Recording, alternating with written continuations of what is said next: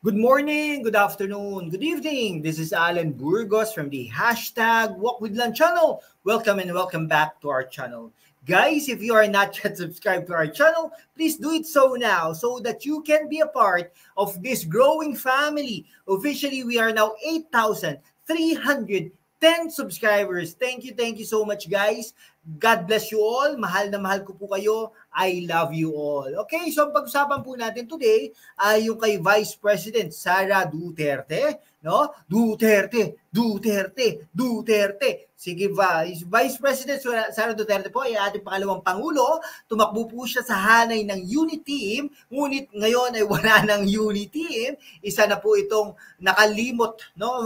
Limutin na po natin ang unity team at ito ay panibagong kabanata sa parte sa buhay ng ating pangalawang pangulo na taga Davao City na anak ni dating Pangulong Rodrigo Roa Duterte na dating DepEd Secretary at dating NTF-ELCAC Vice Chairperson. Okay. So kamakailan lang po, no, sa kasagsagan ng bagyong Karina ay umalis ang ating pangalawang pangulo at ito ay napabalitang pumunta sa Germany, sa Munich, no, kasama ang kanyang ina, okay, na si Ginang Zimmerman Duterte at ang kanyang tatlong anak at ang kanyang asawa, no? Napaka-private po nitong ang pag-alis na ito, no? Dapat nga technically considered siyang private citizen. Pero ang tanong ko naman, kailan ba nawawala ang pagiging public, no, official ng isang gobyerno, ng isang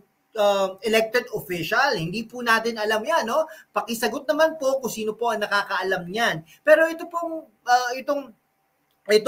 ang tawag dito, itong travel nito ay considered private. Sabi nga nila, no? Sabi nga ng kampo ng ating pangalawang pangulo, okay?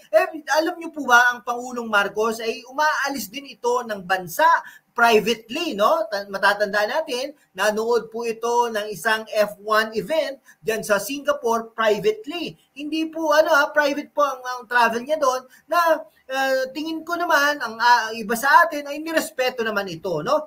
Hindi po natin alam anong biyahe ito ng ating pangalawang pangulo. May nagsasabi ito, baka ito po ay isang medical trip, no, na hindi lang sinasabi na baka ang concern dito ay ang kanyang ina, no? Kasi alam naman natin na matanda na ang ina ni Vice President Sara Duterte at tingin ko nagkasakit ito in the past, no?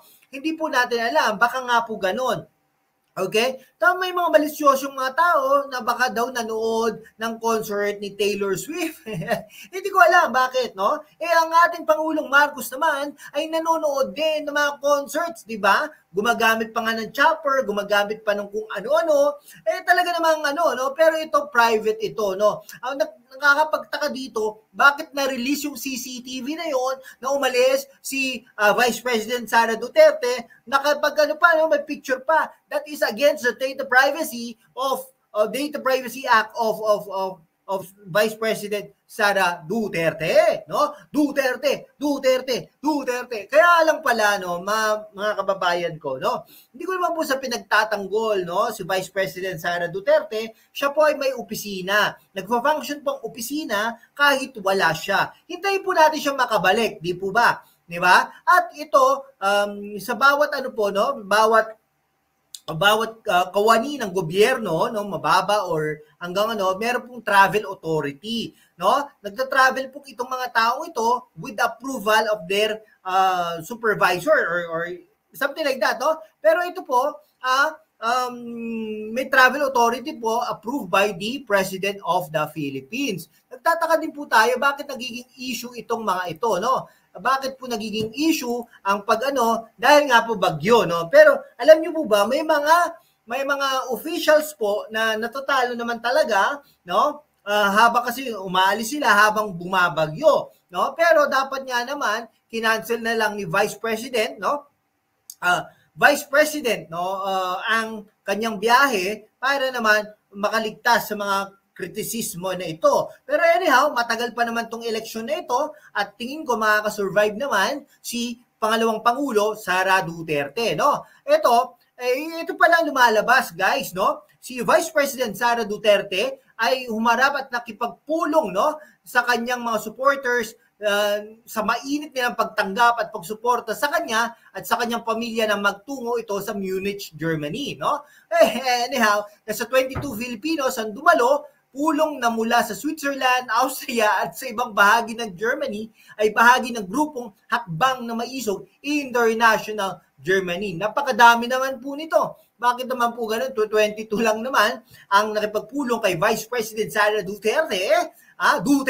Duterte, no? Yan. Okay, Vice President Sara Duterte. Sa nasabing pulong, binigyan din ng ating butihing pangalawang Pangulo ng Pilipinas sa mga dumalong Pilipino na malaki ang utang na loob nila sa mga ito dahil sa suporta ng kanilang ibinigay mula kay dating Pangulong Rodrigo Roa Duterte at sa kanya ngayon, no? Napaka-solid ng suporta ng mga taong ito kila Vice Presidente Sara Duterte at ang kanyang ama na si Pangulong Rodrigo Roa Duterte, no? Nasa Munich ang Vice Presidente at ang kanyang pamilya para sa personal na bakasyon. Hindi po natin alam kung ano po yung personal na bakasyon na yan. It's either nanood ba, na ospital ba, pero dapat po natin irespeto ang pribadong personal na travel ng pamilyang ito. Batid din ni Vice President Sara na marami sa kanyang mga supporters